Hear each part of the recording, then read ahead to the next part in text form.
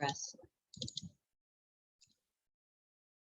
Assalamualaikum warahmatullahi wabarakatuh.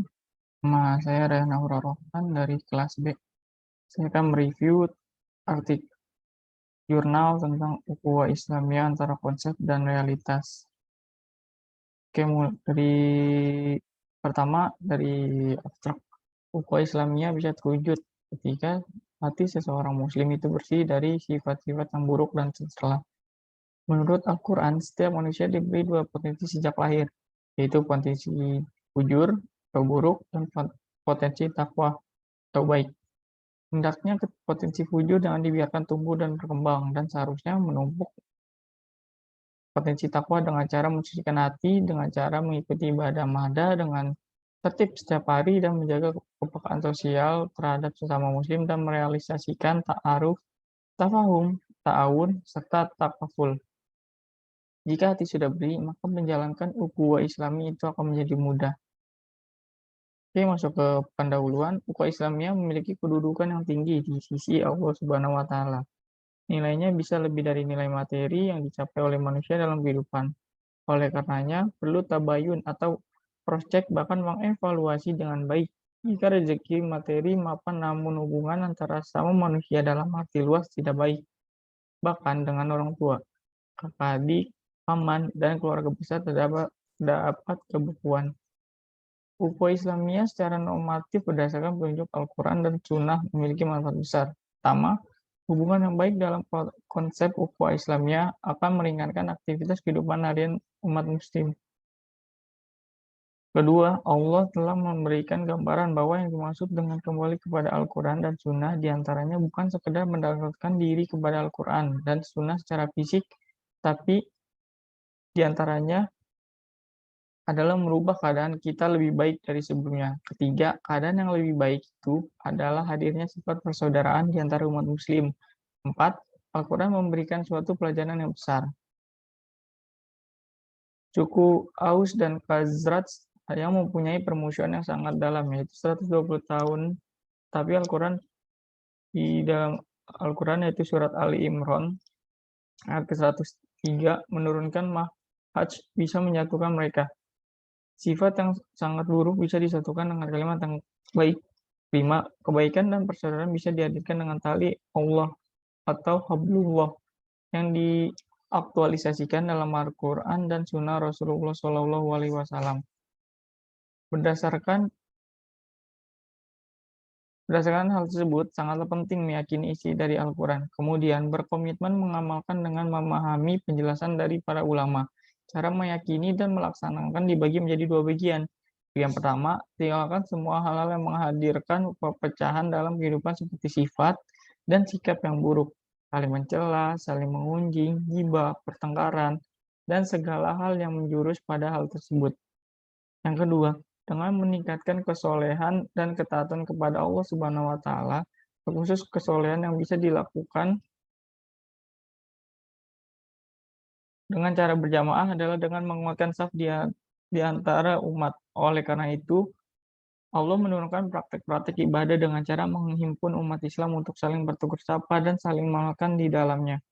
Cara yang paling gampang adalah menunaikan sholat. Setiap menyebutkan kata sholat, Al-Quran mengisyaratkan berjamaah, yukimun akimu. Ini menunjukkan kalimat berjamaah atau banyak. Jamaah berasal dari kata al-jamu, yaitu berkumpul, mengikat, dan saling memperhatikan.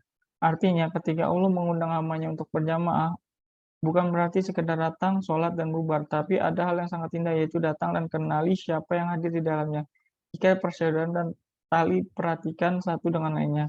Pada masa Nabi, siapa saja yang datang ke masjid, mereka saling mengenal dan menyelesaikan masalah. Maka eliminasikan hal-hal yang bisa menghadirkan perselisihan dan perbedaan. Imam Syafi'i ketika berbeda pendapat dengan kawannya, beliau menggenggam tangannya dan berkata, kita bisa beda pendapat pada pandangan ini, tapi perbedaan ini tidak harus membuat kita saling bermusuhan. Kita bisa menjaga saudara dan berjalan sama-sama, serta beliau bisa saling mengajar dan belajar dengan muridnya. Imam Ahmad bin Hanbal, walaupun keduanya mempunyai pandangan yang kadangkala tidak sama. Imam Syafi'i adalah contoh imam besar keturunan Nabi. Imam besar, hafal Al-Quran, hafal banyak hadis, dan sangat soleh. Demikian juga Iman Ahmad bin Hamdal, keduanya punya pandangan yang berbeda, tetapi bisa berjalan bersama dengan saudara. Realita yang dihadapi sekarang banyak perpecahan, terjadi karena hal-hal kerdil yang di-blow up, perselisihan tentang perbedaan kecil yang belum dipahami, sehingga perbedaan pandangan di antara sesama muslim membuat tidak saling menjaga ukhuwah Islamiyah. Berawal dari sebuah kerisauan dalam menerapkan ukhuwah Islam, inilah kemudian menimbulkan pertanyaan, sudahkah ukhuwah ini direalisasikan secara normatif? Saat ini, Islam telah mengajarkan melalui Al-Quran dan Rasulullah SAW juga telah mempraktikkan dalam kehidupan yang kemudian ajaran dan aplikasi ukhuwah Islamiyah melekat dalam kehidupan sehari-hari kepada para sahabat dan umat Islam pada saat itu. Ukhuwah Islamiyah secara normatif atau menurut ajaran yang terdapat dalam Al-Quran dan Sunnah tentang ukhuwah Islamiyah akan dimulai dengan membahas surat Al-Hujurat ayat ke-10. Artinya orang-orang beriman itu sesungguhnya bersaudara, sebab itu damaikanlah, perbaikilah hubungan antara kedua saudaramu dan takutlah terhadap Allah supaya kamu mendapat rahmat.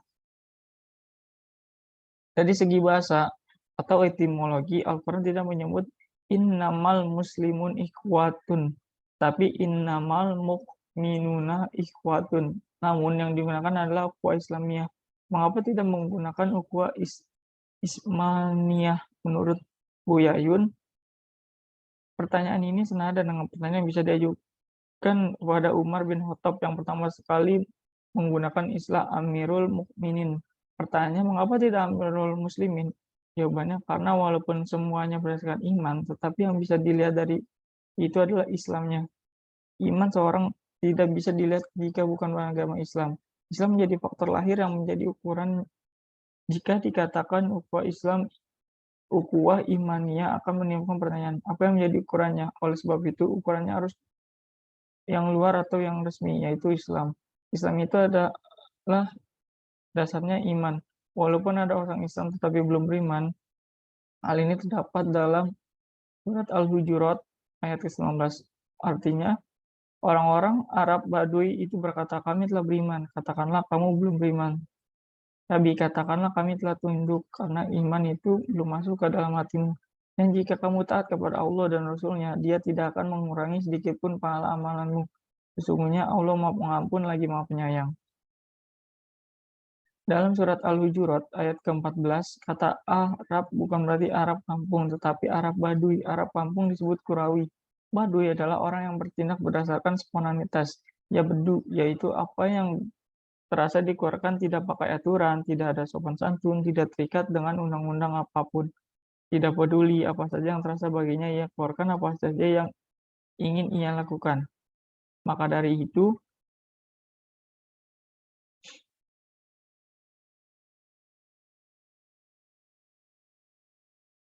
maka ia lakukan. Inilah Badui. Jika ia ingin buang sampah, ia buang saja barangan di tempat. Jika ingin meludah, maka ia meludah saja. Bahkan pada zaman Nabi SAW, jika mereka ingin buang air kecil, mereka lepaskan saja tanpa peduli tempatnya, walaupun itu masjid. Orang Badui walaupun tinggalnya di kota, tetapi tidak punya peradaban. Karena mereka mendatangi Rasulullah yang sedang curhat.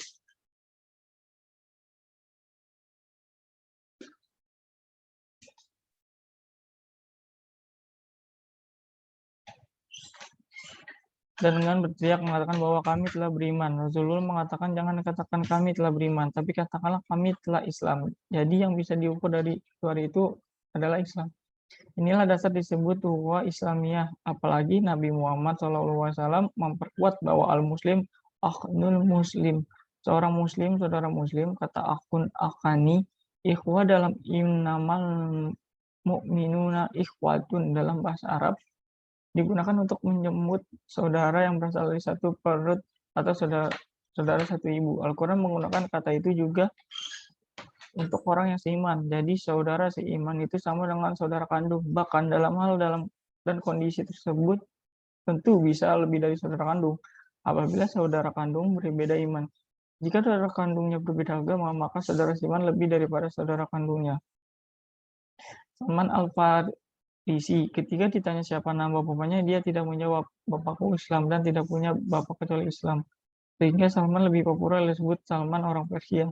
Jadi kata ukhuwah itu hanya berlaku kepada sesama muslim. Innamal mu'minuna ikhwatun. Sesungguhnya hanya orang-orang yang berimanlah yang bersaudara. Jadi kata ukhuwah hanya berlaku hanya untuk sesama muslim. Konsep dan realita ukhuwah Islamiyah. Dalam konsep teologis, ukhuwah itu hanya sama orang yang beriman atau sesama muslim. Dalam pengertian yang lebih luas, digunakan kata muamalah yang berarti hubungan dengan siapa saja. Banyak hadis-hadis Nabi Muhammad SAW yang menjelaskan tentang bagaimana seorang muslim bersaudara dengan saudara muslim lainnya.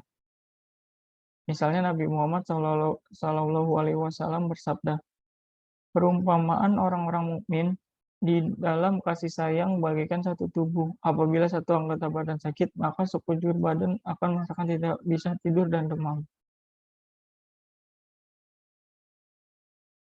Ukhuwah Islamiyah secara konsep dan realitas. Pada zaman Nabi, ukhuwah Islamiyah sudah dipraktikkan oleh para sahabat yang selalu mendahulukan orang lain walaupun dirinya memerlukan. Hal ini sesuai dengan sabda Rasulullah. Dari Abu Hamzah An-Nas bin Malik Khadim membantu Rasulullah Shallallahu Alaihi Wasallam. Dari Nabi Shallallahu Alaihi Wasallam beliau berkata, tidaklah seorang dari kalian beriman dengan iman sempurna sampai ia mencintai saudaranya sebagaimana ia mencintai dirinya. Hadis ini mengisyaratkan untuk berbagi pada saudara seiman. Ketika ia makan, maka ingin juga saudara makan. Ketika saudara mendapat nikmat, ia ingin saudaranya juga merasakan. Minimalnya seperti itu. Rasulullah juga pernah mencontohkan bagaimana mempersatukan antara kaum muhajirin dengan kaum ansor. Mau berbagai mendahulukan para sahabat lebih mendahulukan saudaranya daripada dirinya sendiri. Ukhuwah Islamiyah antara konsep dan realitas. Mensiasati agar tamunya tidak tahu bahwa makanan yang tersedia hanya tinggal satu porsi. Sementara Abu Ayyub hanya berpura-pura memegang mangkuk kosong. Begitu juga kisah Umar bin Khattab ketika diantarkan menu iga oleh saudara muslim. Saat hendak makan, beliau teringat sabda Rasul, jika mendapat kesenangan, maka ingatlah saudara yang lain, sehingga beliau tidak jadi memakannya dan mengatakan kepada yang lain. Begitu terus sampai akhirnya iga yang dikelilingi tadi kembali kepada Umar. Inilah ukhuwah iga tersebut menjadi rezekinya dan tambah juga pahalanya karena niat ukhuwah Islam tersebut. Nah, jika upah seperti zaman Rasulullah terlaksana, upaya membumikan ukhuwah Islamiyah suatu yang indah diucapkan tetapi sulit dilaksanakan. Untuk mewujudkan ukhuwah Islam, agar membumi, maka perlu upaya yang harus dilakukan untuk merealisasikannya, yaitu ta'aruf, saling mengenal, 2 tafahum, saling memahami, 3 ta'awun, saling menolong, 4 takaful, saling memberikan jaminan. Kesimpulannya, secara normatif berdasarkan Al-Quran dan Sunnah, ukhuwah Islamiyah menduduki tempat yang paling penting, indah diucapkan tetapi sulit dipraktikkan. Berdasarkan konsep teologis ukhuwah Islamiyah itu diartikan hanya kepada sesama orang beriman atau sama muslim. Pada zaman Nabi, para sahabat sudah mampu menerapkan konsep mendahulukan orang lain walaupun dirinya memerlukan. Rasulullah mengajarkan antara sesama muslim hendaknya saling merasakan seperti satu anggota tubuh sakit, maka seluruh anggota tubuh akan merasakan sakit. Jika pendapat nikmat, maka muslim yang lainnya juga ikut merasakan. Inilah persaudaraan Islam, sehingga Rasul mengumpamkan kun kal yadaini walakun udzanaini. Jadilah seperti kedua tangan dan jangan menjadi seperti kedua telinga. Tangan kanan dan tangan kiri berbagi tugas dan saling menolong dan tidak saling cemburu. Berbeda dengan telinga yang posisinya tidak pernah dekat. Ukhuwah Islamiyah bertujuan untuk mencegah perpecahan di antara sesama muslim. Ukhuwah Islamiyah dapat dilaksanakan dengan cara yaitu meninggalkan semua hal-hal yang menghadirkan perpecahan dalam kehidupan seperti saling mencela, saling mengunjing, ghibah, pertengkaran, dan segala hal yang menjurus pada hal tersebut, serta merealisasikan ta'aruf, tafahum, ta'awun, dan takaful dengan sesama muslim. Kemudian tingkatkan kesolehan dan ketaatan kepada Allah Subhanahu wa Ta'ala. Oke, mungkin sekian untuk mereview jurnal ukhuwah Islamiyah antara konsep dan realitas. Terima kasih. Wassalamualaikum warahmatullahi wabarakatuh.